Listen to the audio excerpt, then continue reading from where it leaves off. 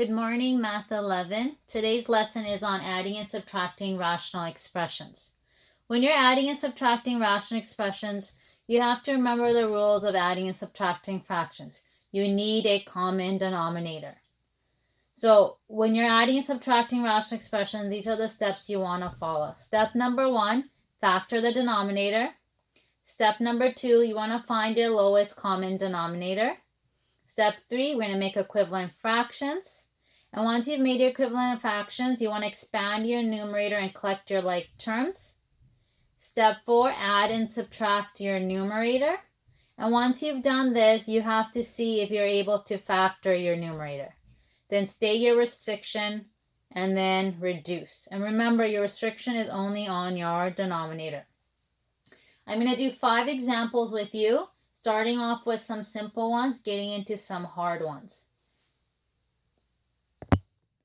My first example is 2a over 3 minus 7 over 6a squared. So my first step was to find my lowest common denominator. If I look at my denominator, they're both monomials, so I cannot factor them. So then I look at the denominator and try coming up with an LCD. When you're coming up with the LCD, look at the coefficients separately. So 3 and 6, my lowest common denominator for 3 and 6 is going to be 6. And then you look at the variables separately. So it's going to be 6a squared. Okay. Once you have found your LCD, you want to make equivalent fractions. What that means is you want to change these fractions to have 6a squared on the bottom. So then I ask myself, 3 times what gave me 6a squared? So I know I multiply this entire fraction by 2a squared. Right? So whatever I do to the bottom, I have to do to the top. So 2a times 2a squared gives me 4a cubed. I already have 6a squared on the bottom, so that 6a squared is the same. So I haven't really done anything to my top. I can write it like this, or I can write it over one denominator. It's the same thing. Okay. Now if I look at my top, I have 4a cubed minus 7. I have nothing to expand and I have no terms to collect. So I'm done that part. Adding and subtracting is also done because these two terms are the same. So my next step is to state my restriction. In order to state my restriction, I look at my denominator. I have a monomial, so I know my a cannot equal 0. That's supposed to be an a. So my final answer is 4a cubed minus 7 over 6a squared with the restriction of a cannot equal 0. So my next question is 2x plus 4 over 3x minus 2x plus 3 over 4. So same thing. My first step is to factor the denominator, but if I look at my denominators, they're both monomials, so I cannot factor. And then my next step is to find my lowest common denominator. If I look at this question, I look at my coefficients first. I got a 3 and a 4, which means 12.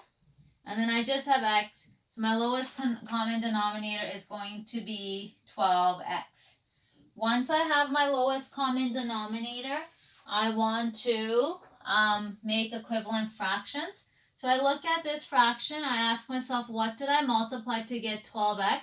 So this entire fraction was multiplied by 4. I'm going to write it all over 1. So I know it's going to be 4 times 2, which is 8. And whatever's inside my brackets. Minus. And then in this side, this entire fraction was multiplied by 3x. So I'd go 3x times 2x plus 3. Okay. Now I've made my equivalent fractions. Now I want to expand and collect my like terms in my numerator. In order to do that, I have to distribute, which gives me 8x plus 32 minus 6x squared minus 9x all over 12x. Okay, Now I want to collect my like terms. I have 8x and negative 9x. And when I collect my like terms, I always want my square to be first. So negative 6x squared minus x plus 32 over 12x. And the next thing I want to ask myself is, can I factor the top? And the top is not factorable, so I leave it. But I have to state my restriction, so that's my final answer. But I have to state my restriction, which is x cannot equal 0. So the first two examples I did with you, the denominator was a monomial. The next three examples I'm going to do is when the denominator is a binomial. My next question is 5x plus 4x over x plus 3. So my first step is to factor my denominators, and if I look at them, I can't factor the x because that's a monomial. That's a binomial, but it's not factorable, so nothing can be factored. Step number 2 is to come up with an LCD. When you have an LCD with a binomial, you just keep it the way it is. So my LCD is going to be x and x plus 3. Okay. Don't expand it in. It just stays like that. And once I have my LCD, I want to make equivalent fractions. So I look at this fraction and ask myself, what did I multiply this fraction? Because I want my denominator to be x over x plus 3.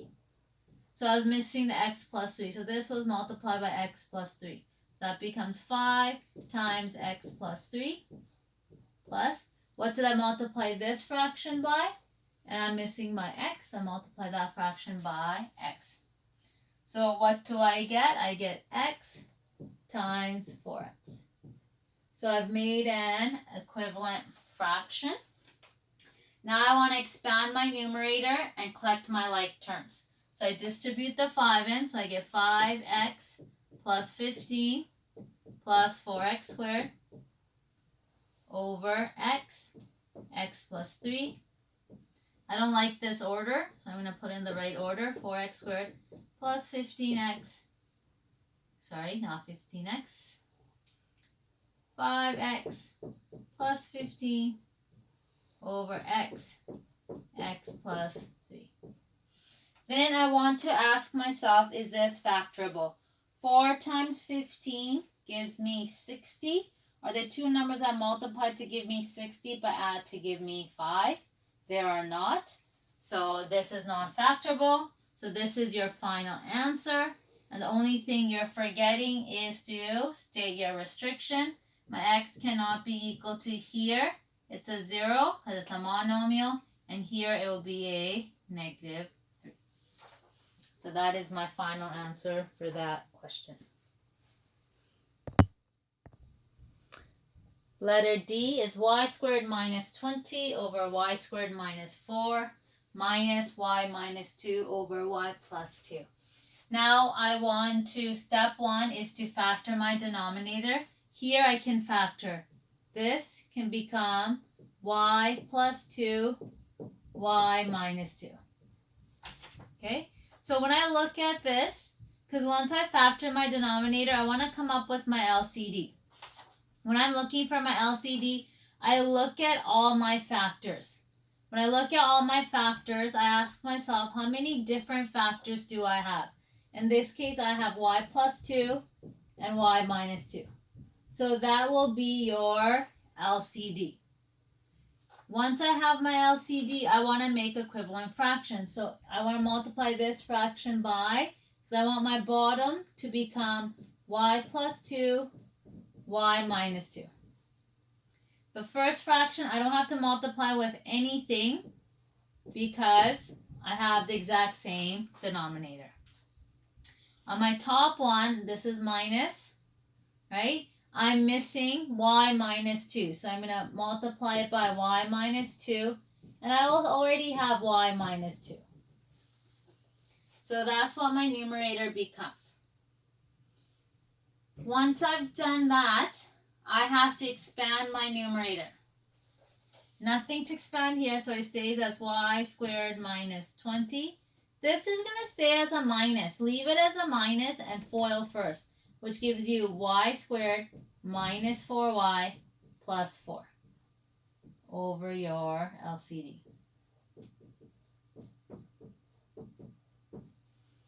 Okay, the reason I said that is because this negative is going to change all the signs inside my bracket. So the y squared is positive, it's going to become negative. This is going to become positive, and this is going to become negative. Now I collect my like terms, y squared minus y squared, they cancel out. I'm left with a 4y. Negative 20 minus 4 gives me negative 24 over y plus 2, y minus 2.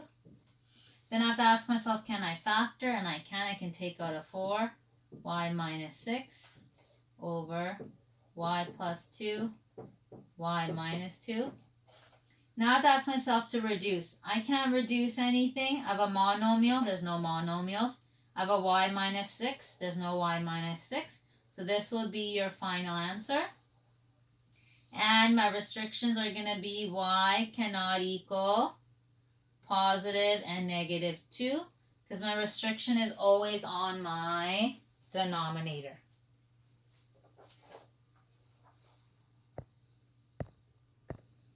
Our last example is n squared minus 4n minus 3 over n squared minus 16 and 4 minus 3n over 3n minus 12. First step, to factor. That gives me n plus 4, n minus 4. Factor 3, n minus 4. I need an LCD. I look at my monomial. I have a 3, so that gets included. Then I look at all my factors, and I choose the different ones. I have one that's n plus 4, and I have one n minus 4.